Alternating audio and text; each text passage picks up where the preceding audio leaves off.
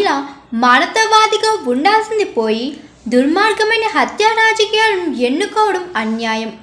ఎన్ని కేసులు ఉంటే అంత పెద్ద పదవి అని లోకేష్ అన్నాడు.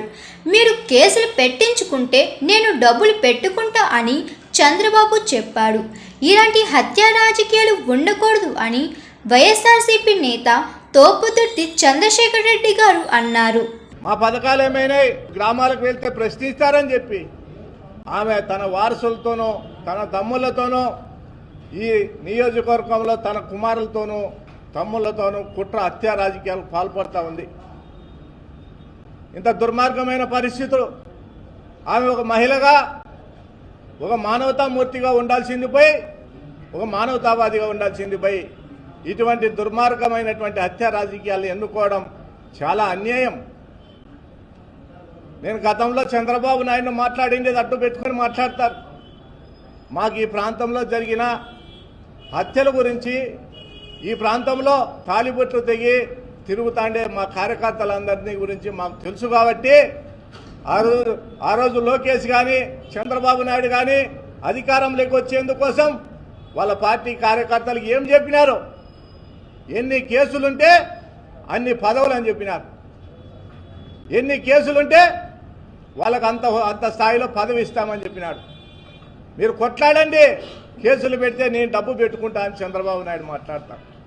ఈ ప్రాంతంలో సమిధలైన కుటుంబాలన్నింటినీ కూడా మేము చూసి ఈరోజు అధికార పార్టీ కావచ్చు, ప్రతిపక్ష పార్టీ కావచ్చు, ఏ పార్టీలైనా కానీ ఈరోజు అన్యాయం జరిగిన వాళ్లకు ఏమీ చేయలేని పరిస్థితులు. ఇవన్నింటినీ గమనించి ఈ ప్రాంతంలో హత్యా రాజకీయాలను రెచ్చగొట్టకూడదనే ఒక భావనతో ఆ రోజు ఆవేశంలో మరి చంద్రబాబు నాయుడు గారిని మాట్లాడడం జరిగింది. నేను తిట్టడం తప్పు కానీ నా భావంలో తప్పు లేదు. ఆ రోజే నేను ఆ సమస్య మీద స్పందించిన. మాకు ఇక్కడ ఈ ప్రాంతంలో జరిగిన అన్యాయాలు ఒక దుర్మార్గాలు. ఒక తిట్టినందుకే నేను దుర్మార్గునైతే 100 మందిని చంపించినట్టు నీ భర్త దేవుడా? సునీతమ్మ, నీ పార్టీని చెప్పమను. 100 మందిని చంపించిన నీ భర్త దేవుడా? నేను తిట్టినందుకే దుర్మార్గుని అంటున్నారే, 100 మందిని చంపించినారే, మరి నీ భర్త దేవుడా? ఇదేనా చంద్రబాబు నాయుడు 40 ఏళ్ళ అనుభవం నేర్పిందని చెప్పి మాట్లాడే సందర్భంలో ఆవేశంలో తప్పుగా మాట్లాడిండొచ్చు. భావం ఒకటే, ఈ ప్రాంత ప్రజలకు అన్యాయం జరగకూడదనేది తప్ప, ఈ ప్రాంతంలో ఏ ఒక్క పార్టీకి అన్యాయం జరగకూడదనేది తప్ప వేరే ఆలోచన లేదు. ఏ రోజు శత్రువులకు కూడా హాని జరిగించలే మేము. మా మీద అబాండాలు 4 పేపర్లు 4 ఛానళ్ళు పెట్టుకొని అబాండాలు, అన్యాయాలు, దుర్మార్గాలు. మా నియోజకవర్గంలో పేరూరు డ్యాంకు నీళ్లు తెచ్చినాం. డ్యాంలో నీళ్లుంటే నీళ్లు పారుతూ ఉంటే ఇసుక ఎట్లా తీసేయచ్చు, ఇసుక అమ్ముకున్నామని అబద్ధాలు రాస్తారు. అదే వాళ్ళు ఈరోజు పేరూరు డ్యాంకు షట్టర్లు లీకేజ్ బొక్కలు పడినాయని చెప్పి షట్టర్లు బీకేసి ఉండే నీళ్లు తోడేసి ఇసుక అమ్ముకుంటా అన్నారు. మళ్ళీ ప్రజాస్వామ్యవాదులు ఈ పత్రికలు ఛానల్లో మాట్లాడండి. మరి అదే ఆ రోజు మట్టి తోలుకుండే సమస్యకే ఈరోజు వాళ్ళ కంపెనీని మళ్ళీ కొనసాగిస్తూ ఉంటారు. ఆ కంపెనీ పేరేం పేరు? వైఎస్ఆర్ పార్టీ హయాంలో మట్టి తోలుకుండే కంపెనీ అమిగోస్ అనే కంపెనీని ఈరోజు మరీ తెలుగుదేశం పార్టీ కొనసాగిస్తుంది. మరి ఆ రోజు అమిగోస్ కంపెనీ దోపిడీ చేస్తుందని చెప్పినారు. మీరు ఈరోజు సర్దుకున్నారా? లావాదేవీలు కుదిరినాయా? లావాదేవీలు కుదిరి సర్దుకున్నారా అని అడుగుతా ఉన్నా. మళ్ళీ ఆ రోజు అమిగోస్ తప్పు చేసి ఉంటే మీరు రుజువు చేయాలి కదా. మళ్ళీ వాళ్ళకే ఎందుకు మీరు కాంట్రాక్ట్లు ఇస్తా ఉన్నారని చెప్పి అడుగుతా ఉన్నా. అసత్య ప్రచారాలు, అబద్ధ హామీలు ఇచ్చి అధికారం లేకొచ్చి ప్రజలను భయభ్రాంతులకు గురి చేసి హత్యా రాజకీయాలు చేసి పబ్బం గడుపుకోవాలనుకుంటున్నారు.